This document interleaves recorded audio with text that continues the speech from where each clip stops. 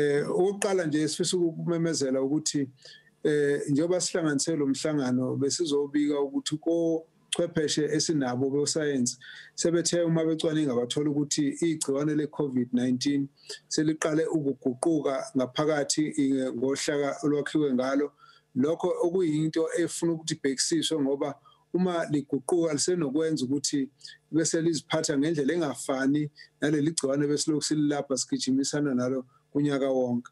Kodwa-ke njengoba kukhonjwa lokuguquka akusho ukuthi sekuyigciwane elisha, kusho ukuthi kuseyilona lelo gciwane. Ngamanye amazwi sizoqhubeka nokulelapha njengoba kade sihlale senza ngale COVID-19. Into engifuna ukudlula kuyona ukuthi sinayo ingxaki ngalesi wombe sesibili se-COVID-19 njengoba siqalile nje kakhulu besisibika Mpumalanga koloni nasentshonalanga koloni sesiweleleke manje nakwezinye izifundazwe kakhulukazi KwaZulu Natal nase-Gauteng. Kodwa kuyacaca ukuthi nakwezinye izifundazwe kuya ngokwenyuka amanani abantu abanaleli gciwane. Into esihluphayo ukuthi le gciwane lisheshe labuya kakhulu ngokushesha kakhulu ngesikhathi esasilindele, besingalindele sokufika ngalesikhathi elifike ngaso. Manje ke lifika ngesikhathi lapho sonke sesiphumulile sihleli kuma-holiday. Leyo nto leyo yenza ukuthi indlela esiziphatha ngayo yenza ukuthi kube lula ukuthi legciwane liqhubeleke phambili. Ikona-ke nje kubalulekile ukuthi uma silibuka silichaze emphakathini ukuthi lithanda ukusihlupha njengamanje sibona abantu abasha kakhulu kuyibona abanaleli gciwane, kodwa futhi uma nasezibhedlela abelaphayo bayasho ukuthi abantu abasha akufani nakuqala bebengabi baningi abagulayo, kodwa namhlanje sibathola bebaningi abafikayo.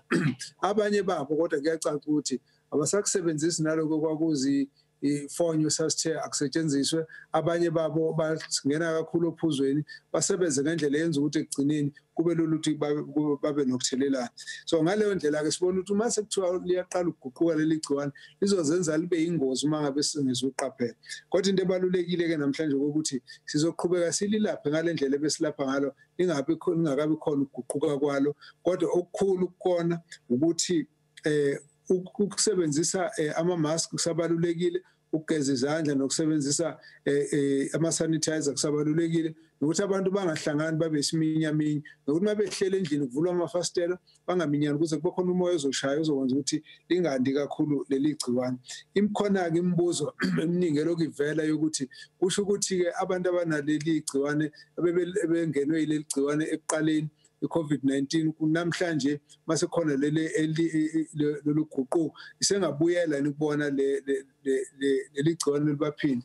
Kodwa-ke ngoba ucwaningo akaphumeli obala lapho sisathatha ngokuthi isimo sitazofana nakuqala. Okwesibili, akukho luguquko esinalo esizolenza ngokulashwa kwabantu ngoba sisazoqhubeka sililaphe njengakuqala. Ngakho kodokotela nabochwepheshe sibacelela ukuthi abahlale beqaphile ukuthi uma kukhona ushintsho olufuneka ukuba lwenzeke ukuthi kulashwe ngendlela ehlukile basichazele ukuthi naku uhlelo oselifuneka silusebenze. Kubalulekile futhi ukuthi njengoba sathe sifuna kube khona ukugoma gonyelo leli gciwane le-COVID, kusho ukuthi nangonyaka ozayo uma ifika le migomo sisazoqhubeka nayo ngendlela ebesivele sihlele ukuthi sizokwenza ngayo.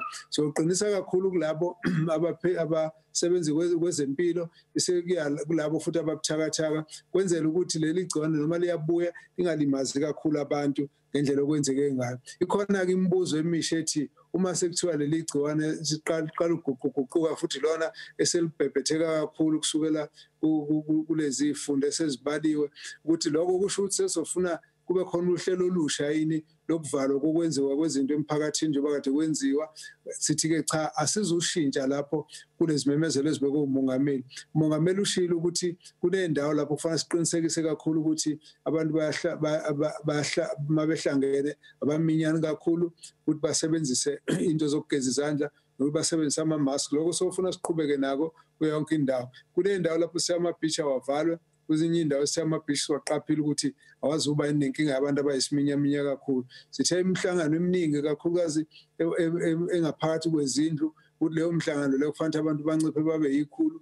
Uma kungaphandle kushaya umoya kufanele bagqagqane bathi ukuhlukana benzela ukuthi igciwane lingangeni kakhulu kubona. So zonke lezo zinhlelo lezo sizoqhubeka nazo, asisuguquka asishintsha, kodwa sizoba phezulu kokuthi uma singakwenza kakhulu konke lokho kuthiwa sikwazi ukulivikela leli gciwane singakwazi ukunqoba kwalona leli ngoba selike labonakala eNgilandi libonakele ngendlela elenzeke ngayo alikabi libi kakhulu khona kodwa lase-Australia balenze laba khona base baliqeda ngakho-ke nathi singakwazi ukulwa naleli siliqede kubalulekile futhi usazi ukuthi njengoba sesathe gozololo ngamaholide uma sesibuyela emsebenzini sesibuyela emakhaya sesibuyela lapho esivakashele khona ukuqala kwenyanga ingozi inkulu kuleli gciwane singaliqhubela phambili ngakho-ke silindele ukuthi mhlawumbe imali enyuka manje uma singakwazi sizame ukuthi senze yonke into ukulivika ukuthi lingaqhubeki ngoba isekhona ingozi ukuthi uma kuqala unyaka futhi sazokwenyuka kakhulu siyafisa ukuthi nibe namaholide amahle kodwa futhi sazi ukuthi ukuziphatha kwethu kona kuzokwenza umehluko noma uma ngabe sibuyela emuva sizofaka abantu abaningi engxakini baphathwe izifo noma sizobe sibuyela sonke siphilile masiziphatheni ke ngendlela sibambisane ukuze silinqobe leli gciwane siyabonga